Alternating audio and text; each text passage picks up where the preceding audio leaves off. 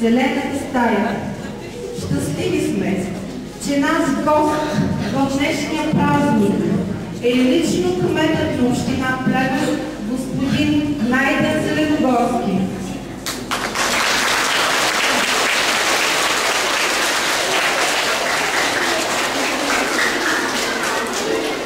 Скъпи гости от община Плевен са още госпожа Димитрийка Абрашева, началник отдел екология.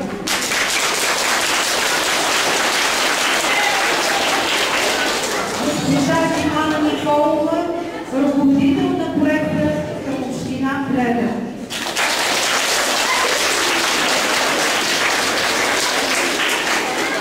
Господин Райчев от историческия музей.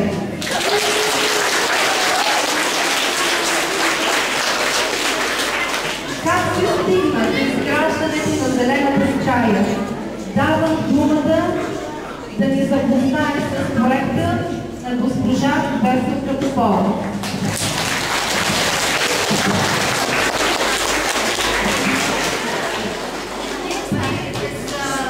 Края на 2008 година, началото на 2009 година, стартира проекта Училището територия за екологични инициативи към община Плевен с ръководител Димана Николова и учениците от СИК Млад природозащитник и СИК здравно образование бяха включени в целевата група на този проект. Участваха в обучителни програми, разделно сметосъбиране, кампании за почистване и най-вече в 3 модула, които се провеждаха за изработване на проекти. Беше обявен конкурс за тематични микропроекти на тема нашето училище и нашето здраве, в който ние се включихме и изработихме проект Училище, здраве, природа, част от моя ден. Учениците с голям ентузиазъм се включиха, с голямо желание при изработването, показаха какво са научили от тези обучителни програми, въпреки малката ни възраст, все пак се справихме успешно, за което благодарим община Плевен, че одобри и отличи нашия проект с поощрителна награда от 2000 лева. Благодарим.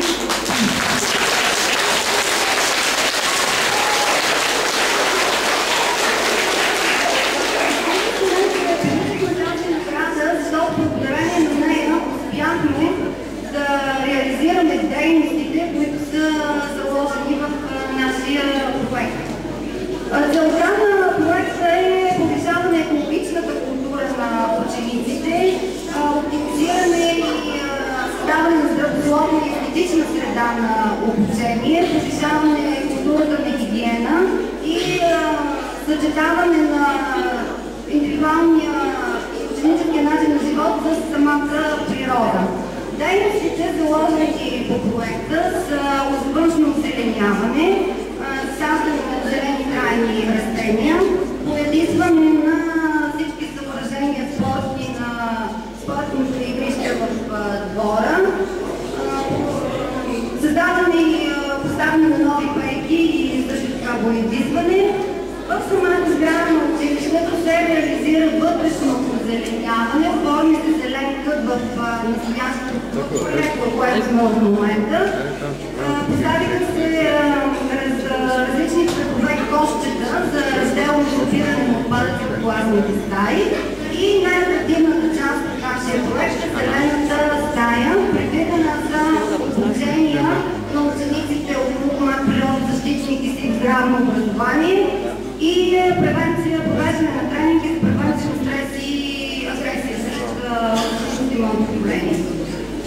Също така искам да използвам възможността да благодаря на всички ученици, които се включиха и които с голям ентузиазъм идваха и през лятото, и началото на есента по време на своята ваканция, за да реализираме тези дейности.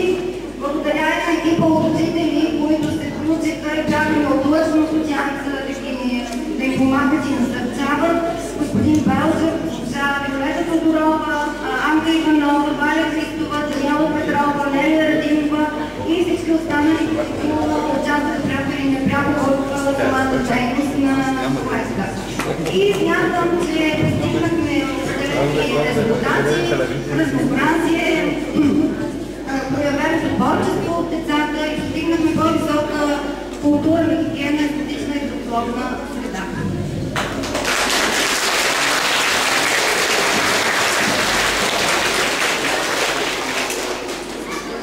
Днес ще имаме прекрасната възможност господин Зеленогорски да пререже лентата на нашия екологичен обект Зелената стая. Преди това да му дадем думата за приветствие.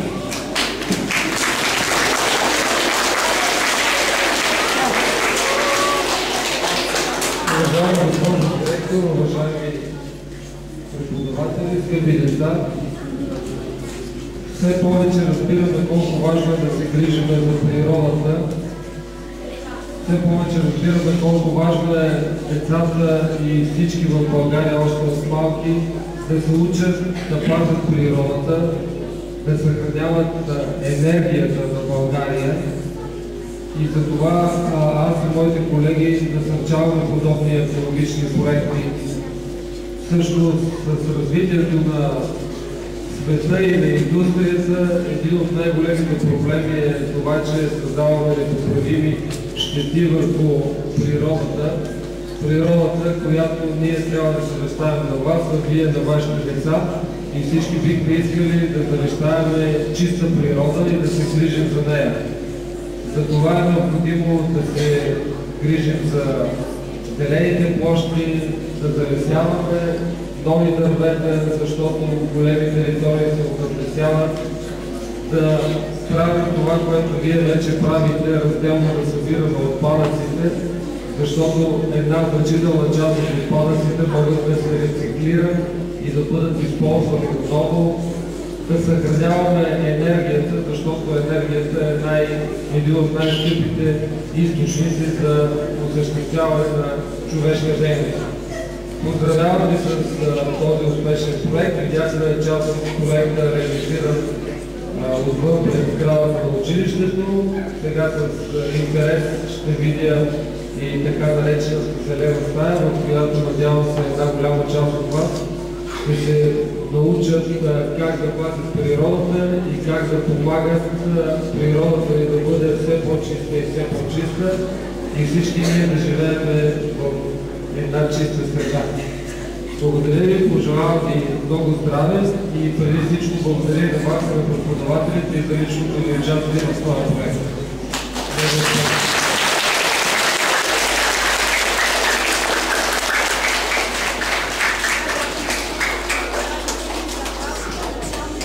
Екология в община Плевен. Скъпи деца, в град Плевен има едно училище, с което аз работя вече 10 години. И смело мога да кажа, че тук, в училище Лазар Станев, децата са придобили много висока степен на екологично образование. Вие във всеки един проект, в който се налага да работим, във всеки един проект, в който вие участвате, се представяте отлично, за което искам да ви благодаря на вас, на вашите учители, на директорката госпожа Куцева и да ви пожелая все така ентусиазирано да продължавате да пазите околната среда и да се включвате във всички инициативи, които ви предлагаме.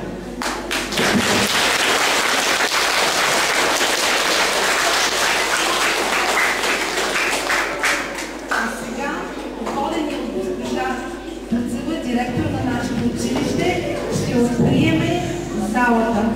Ако обичате, направете шпалир.